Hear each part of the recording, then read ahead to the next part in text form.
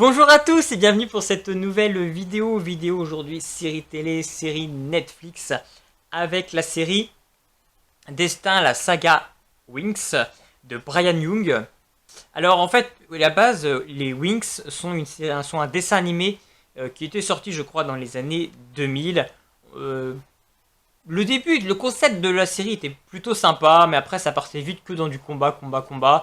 Et c'était assez lassant, assez répétitif. Mais là, ils avaient décidé donc de faire une série en live qui remettait donc ces personnages-là. Et je me suis dit que là, vu que ça va être en série, il va y avoir un vrai scénario, une vraie intrigue qui va être développée. Donc je pense qu'avec l'univers, il y avait moyen de faire quelque chose d'intéressant.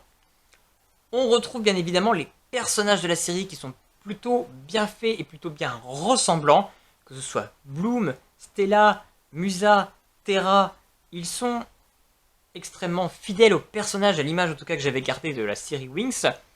L'histoire qu'on met en place, voilà, de Bloom qui va débarquer donc à Alphea, cette école pour fées, pour apprendre ses pouvoirs parce qu'elle est une fée qui était cachée dans notre monde et qui ne se connaissait pas, qui ne savait pas qu'elle était une. Bon, évidemment, c'est du déjà vu. On pourrait comparer ça à Harry Potter, bien entendu. Mais bon, pourquoi pas, c'est sûr que c'est pas le truc le plus original. Elle va forcément tomber sous le charme du beau garçon de Sky, ça aussi c'est pas du tout original, mais c'était ce qui était l'idée de départ. Il y a beaucoup de choses, c'est vrai, assez convenues, assez stéréotypées malgré tout. Même Stella, on essaye d'en faire un personnage antipathique au début. Et comme on sait qu'en fait, elles vont devenir potes tous les cinq, ça va rapidement à ce dénouement-là et on a l'impression qu'en fait elles sont déjà amies même dès le début alors qu'ils la font passer pour antipathique. Donc ça j'y ai pas forcément cru non plus. Il y a plein de petites choses comme ça qui m'ont un peu dérangé. Ça allait parce qu'en fait la série ne dure que 6 épisodes pour la saison 1. Donc malgré tout on est pris.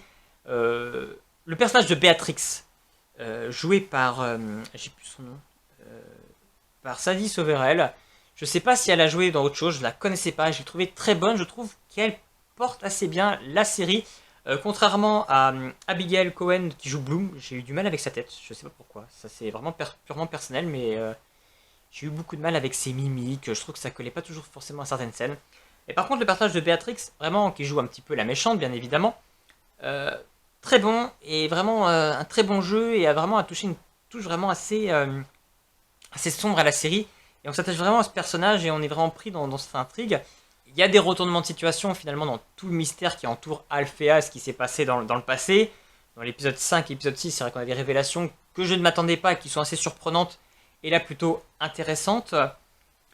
Ces monstres, les brûlés, donc on a des combats avec eux. Voilà, faut dire que les effets spéciaux sont quand même pas terribles non plus. Mais bon, allez, ça passe. Mais ouais, ça se regarde, mais je trouve qu'il y avait sûrement moyen de faire beaucoup mieux. C'est assez classique, quoi. C'est vraiment classique. J'ai même envie de dire qu'il n'y a pas une mise en scène de ouf, il n'y a pas de fin d'épisode de ouf. On est dans une série justement ado, faut quand même le dire, où normalement on va mettre en avant des fois de la musique, avec des fins, avec les musiques, on va voir les personnages sur différentes scènes, avec des côtés. Oh putain, j'ai hâte de voir le prochain épisode. Bah là, pas plus que ça. C'est gentil. Je veux dire, c'est pas nul, mais c'est pas génial. Ça se regarde.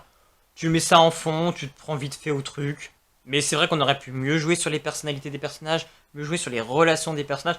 Musa est plutôt bien fait, je trouve. Mais c'est vrai que Stella, ça a été trop rapide et ça a été mal fait dès le début. Bloom, bon, bah voilà, c'est l'héroïne, elle a son histoire. Chez les mecs, c'est assez stéréotypé quand même. Ouais, c'est assez simple quand même.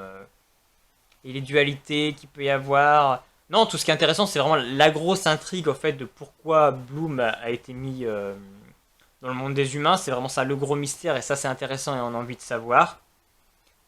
La fin de la saison donnerait envie de voir la saison 2.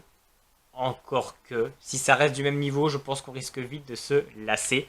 Si vous aussi vous avez vu Destin, la saga Winx, n'hésitez pas à me laisser un petit commentaire pour me dire ce que vous en avez pensé, vous, si vous avez aimé ou pas cette série.